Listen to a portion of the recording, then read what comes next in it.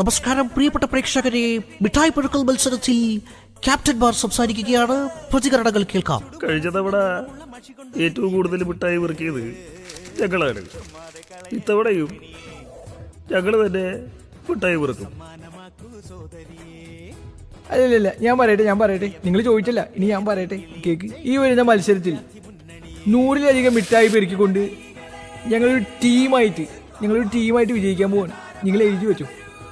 ഇത്തവണ വരുന്ന മിഠായി പെറുക്കൽ മത്സരത്തിൽ ഈ മിഠായി ഞങ്ങൾ എടുക്കും.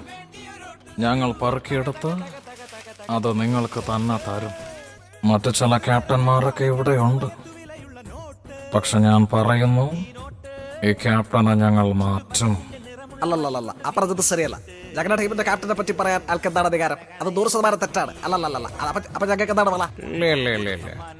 ഈ വരണ മിഠായി പെറുക്കല് നമ്മളുടെ ടീം തന്നെ വിജയിക്കും. അതിൽ യാതൊരു സംശയമില്ല. പച്ച കളർ മിഠായിന്റെ കാര്യങ്ങൾ വിട്ടോളൂ, അത് നമ്മൾ ഏറ്റു.